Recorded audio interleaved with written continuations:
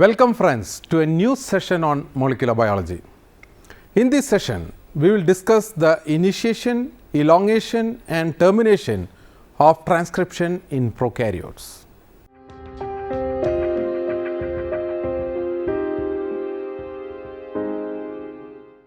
According to central dogma of molecular biology, genetic information flows from DNA to DNA during its transmission from generation to generation and from DNA to protein during its phenotypic expression in an organism.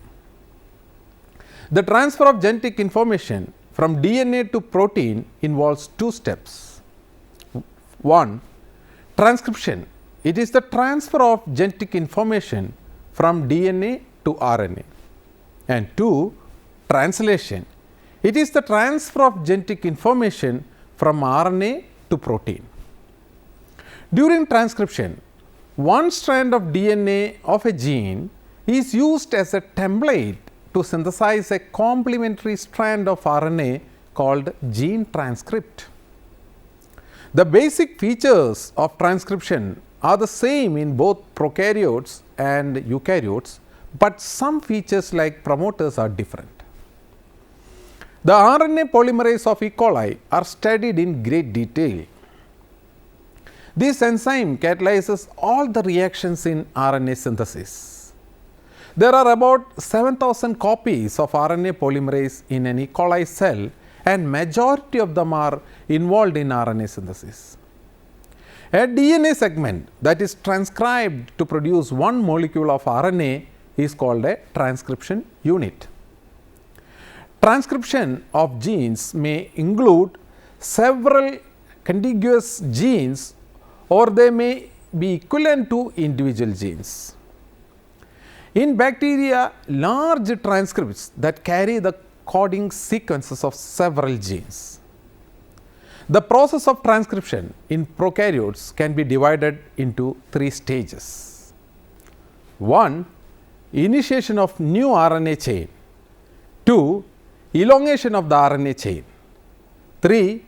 Termination of transcription and release of the nascent RNA molecule. The transcription process in prokaryotes is catalyzed by a complex enzyme, RNA polymerase. The E. coli RNA polymerase has a molecular weight of about 480,000 Daltons and consists of 5 polypeptides, including 2 chains of alpha polypeptide, 1 chain each of beta, beta prime and sigma polypeptides. The RNA polymerase molecule, the holoenzyme, has the composition alpha 2 beta, beta prime, sigma, in which attachment of sigma factor is not very resistant, so that the core enzyme alpha 2 beta, beta prime can be easily isolated. The alpha subunits are involved in the assembly of the tetrameric core of RNA polymerase. The beta subunits contains the ribonucleoside phosphate binding site, and the beta prime subunit harbors the DNA template binding region. One subunit, the sigma factor, is involved only in the initiation of transcription. It plays no role in elongation. After RNA chain initiation has occurred, the sigma factor is released and chain elongation is catalyzed by the core enzyme.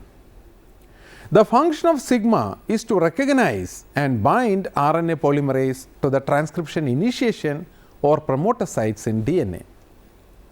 The core enzyme, where sigma is absent, will catalyze RNA synthesis from DNA templates in vitro. In so doing, it will initiate RNA chains at random sites on both strands of DNA. In contrast, the holoenzyme, where sigma is present, initiates RNA chains in vitro only at sites used in vivo. Promoter sites for initiation of transcription in prokaryotes. For synthesis of RNA on DNA template, there are transcription units, each having a starting point and a termination signal. It is not necessary that the RNA may be released at the termination signal, since there are situations where transcription may continue beyond the termination signal due to anti-terminator molecule, as in the case of lambda phage. Biologists often use upstream and downstream to refer regions located toward the 5' end or 3' end respectively. Upstream or downstream to the start point of a transcription unit, there is always a DNA sequence which is necessary for the transcription to start. This is called a promoter site, which is cis dominant or cis acting, since it is not involved in the synthesis of any diffusible substance. It means that the promoter site should be physically continuous with the transcription unit to be transcribed and cannot function if present on another chromosome within the same cell. The binding sites for RNA polymerase enzyme lie within the promoter sequence and may be 41 to 44 base pairs in length in E. coli, where more than 100 promoters have already been sequenced.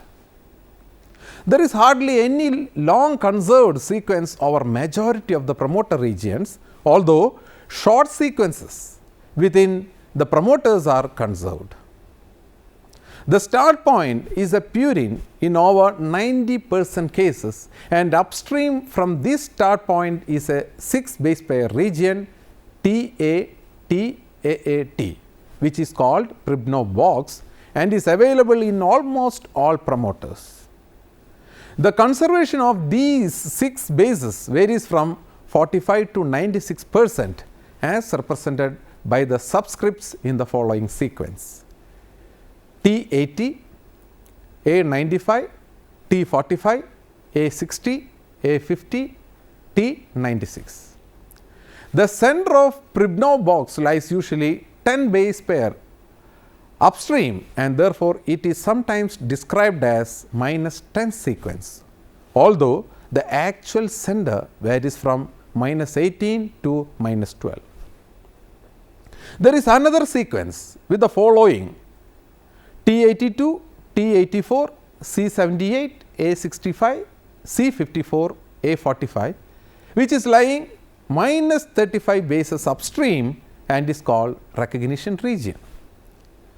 Although details of binding reaction are not known, typical promoters in E. coli use -35 and -10 sequences to be recognized by RNA polymerase. It is obvious thus that a typical promoter in bacteria has 3 components: 1. Consensus sequence at -10 base pair, 2. Consensus sequences -35 base pair, and 3. Start point.